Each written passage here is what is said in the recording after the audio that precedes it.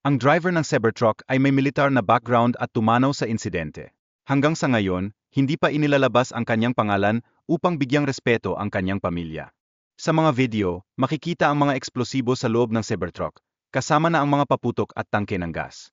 Sa kabutihang palad, ang disenyo ng sasakyan ay nakapagligtas sa maaming tao mula sa malawakang pinsala. Naniniwala ang pulisya ng Las Vegas na ang insidenteng ito ay hiwalay sa iba pang mga pangyayari. Patuloy ang kanilang investigasyon upang alamin ang posibleng koneksyon nito sa pag-atake sa New Orleans.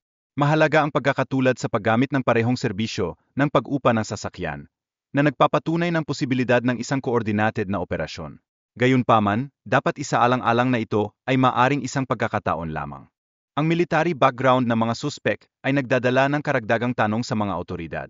Ang ganitong impormasyon ay maaari ring maging susi sa pag-unawa ng kanilang mga motibo sa likod ng mga atake.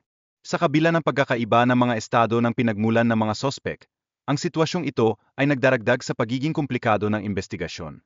Nangangailangan ito ng mas malalim na pagsusuri upang matukoy ang anumang koneksyon. Sa New Orleans, naganap ang isang hindi matagumpay na detonasyon ng mga explosive devices na nagdulot ng takot sa mga tao.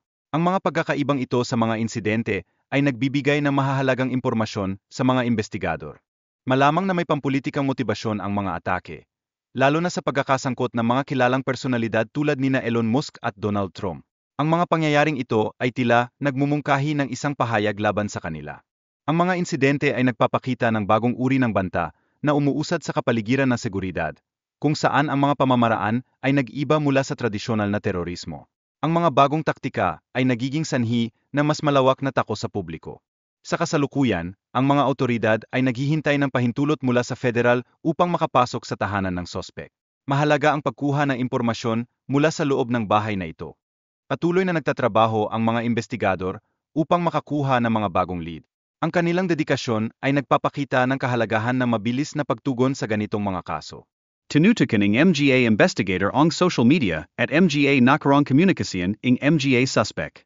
Ang impormasyon mula sa kanilang mga kaibigan at kakilala ay maaring maging mahalaga sa investigasyon. Dahil sa mabilis na radikal na proseso, nagdudulot ito ng panganib sa mga tao na hindi nakakaalam. Ang mga individual ay madaling mahikayat sa pamamagitan ng nilalaman sa online.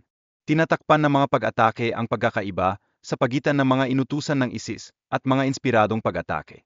Ang pagkakaibang ito ay may malaking epekto sa seguridad at sitwasyon sa mga lungsod.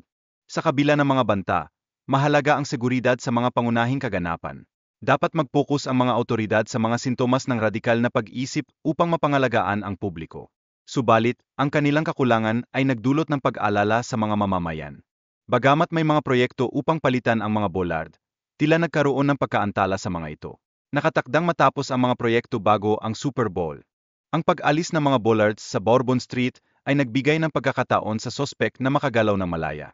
Nagdulot ito ng pagdududa tungkol sa mga hakbang sa seguridad.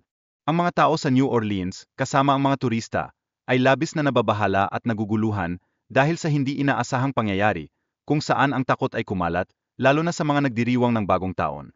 Ipinakita ng insidente ang posibilidad ng radikal na ideolohiya mula sa isang US citizen na dati ng sundalo. Maraming tanong ang lumitaw hinggil sa kanyang motibo at koneksyon sa terorismo. Sa mga mataong lugar, ang mga bollards ay kadalasang ginagamit upang kontrolin ang daloy ng tao at sasakyan. Sa pagkakataong ito, wala sila kung kailan kinakailangan. Ayon sa alkalde, inaasahang matatapos ang mga bollards bago ang Super Bowl. Ngunit tila hindi sapat ang mga paghahanda upang mapigilan ang pag-atake. Ang mga nakaraang pag-atake sa ibang bahagi ng mundo ay nagdulot ng takot. Ngayon, ang New Orleans ay naging pinakabago sa listahan ng mga high-profile na pag-atake gamit ang sasakyan.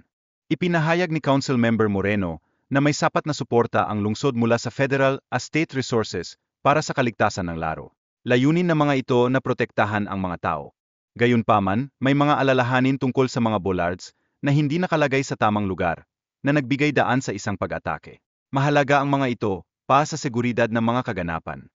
Isang aktibong manhunt ang isinasagawa matapos ang isang insidente ng sunog sa isang airbomb na pinaniniwala ang ginamit para gumawa ng IEDs. Nagdulot ito ng karagdagang panganib sa lungsod. Kailangan na mas mahabang panahon para sa mga investigasyon upang matiyak ang kaligtasan ng lahat. Dapat suriin ng mga otoridad ang mga hakbang na ginawa upang maiwasan ang panganib. May malaking presensya ng mga ahensya ng batas upang masiguro ang seguridad sa komunidad. Ipinapakita nito ang dedikasyon ng mga lokal na otoridad sa pagpapanatili ng kaayusan. Dapat suriin ang mga lapses sa mga pisikal na hadlang sa eksena ng krimen. Mahalaga ang mga ito upang maiwasan ang mga ganitong insidente sa hinahara. Isang mahalagang aspeto ng investigasyon ay ang paglalakbay ng sospek mula New York patungong Cairo, Egypt.